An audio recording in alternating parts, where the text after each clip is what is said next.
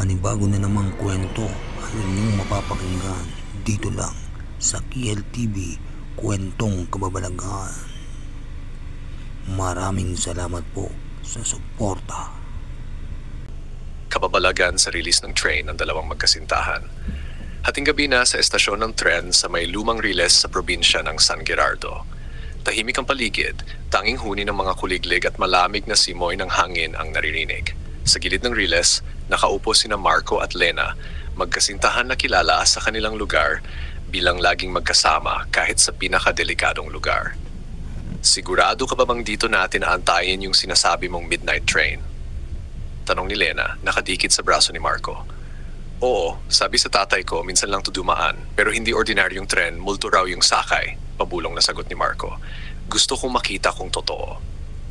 Nang sumapit ang 2:00, may malamig na hangin na biglang dumampi sa kanilang balat. Kasunod nito'y narinig nila ang tunog ng tren mula sa malayo. Tak tak tak tak, tila papalapit, pero walang ilaw, walang usok at walang aninong dumadaan sa mga poste. Sa kadiliman, unti-unting lumitaw ang hugis ng isang lumang tren, itim na itim, parang gawa sa usok. Ang mga bintana ay may mapuputlang mukha na nakamasid sa kanila, nakangiti, pero walang mga mata. Nakikita mo yun, Lena? Nanginginig na tanong ni Marco. O, pero Marco, bakit parang tayo ang tinitingnan nila? Bulong ni Lena habang mahigpit na humawak sa kamay ng nobyo. Paglapit ng tren, bumukas ang isa sa mga pintuan. Mula rito'y lumabas ang isang konduktor na walang mukha, tanging sombrero at guwantes ang nakikita. Tinuro nito ang magkasintahan at sa malamig na tinig ay nagsabi, sumakay na kayo, hinihintay na kayo ng inyong destinasyon. Dahil sa matinding takot, tumakbo sila palayo sa riles, ngunit pakiramdam nila ay hindi sila umaalis sa kinaroroonan. Ang paligid ay unti-unting naging kulay abo at ang ingay ng tren ay mas lumalakas. Nang lingunin nila, wala na ang estasyon, wala na ang puno, wala na ang daan, nasa loob na sila ng tren, napapalibutan ng mga mapuputlang pasahero na walang mukha. Huling narinig ni Marco at Lena ang sipol ng tren bago sila tuluyang nawala sa mundo ng mga buhay.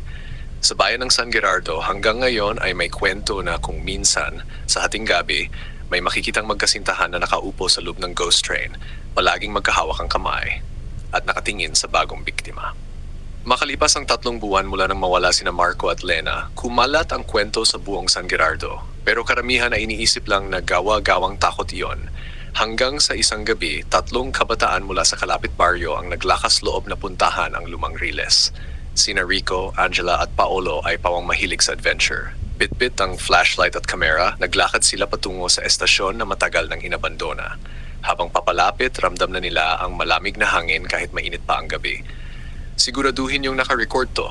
Kapag lumabas ang tren, magiging viral tayo, nakangising sabi ni Rico.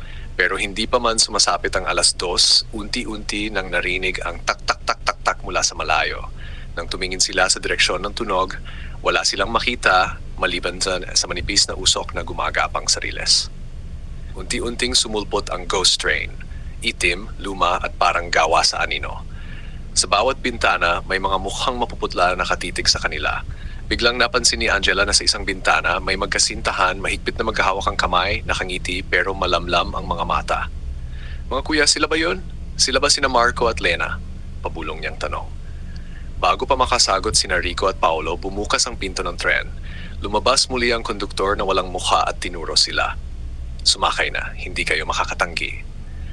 Mula sa paligid, nagsimulang gumapang ang makapal na usok, bumabalot sa kanilang mga paa. Isa-isa, hinila sila palapit sa pinto. Napasigaw si Paolo at pilit kumawala habang si Rico ay halos mawala ng malay sa takot. Sa gitna ng kaguluhan, isang matandang lalaki na may dalang lampara ang biglang sumulpot mula sa gilid ng estasyon. Tumakbo kayo, huwag kayong lilingon, sigaw nito. Sabay hampas ng lampara sa usok, dahilan para biglang umatras ang tren at unti-unting maglaho sa dilim. Hingal na hingal, nakatakbo sila palayo. Pagdating nila sa bahay ng matanda, ipinaliwanag nito, ang tren na yan ay para sa mga kaluluwang hindi matahimik. Kapag sumakay ka, hindi ka na makakabalik. Yung magkasintahan na nakita ninyo, sila ang huling kinuha ng tren. Pagkatapos ng gabing iyon, hindi na bumalik sina Rico, Angela at Paolo sa riles. Pero minsan daw, kapag tahimik ang gabi, naririnig pa rin nila sa malayo ang sipol ng tren.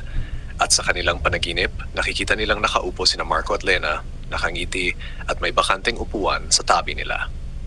Pagkaraan ng ilang buwan mula sa takot na sinapit ni Rico, Angela at Paolo, tahimik muli ang bayan ng San Gerardo. Ngunit isang gabi ng malakas na ulan, kumakatok sa pinto ng bahay ni Angela ang isang taong basang-basa at nanginginig. Pagbukas niya, nanlaki ang mata niya. "Marco?" Halos pasigaw niyang sabi. Oo, si Marco na ang kasintahan ni Lena na matagal nang itinuturing na patay. Maputla siya, malamig ang balat at parang may kaunting usok na bumabalot sa kanya. Ang tren, hindi ako dapat makabalik, pero binigyan ako ng ilang oras, bulong ni Marco. Hawak ang braso ni Angela.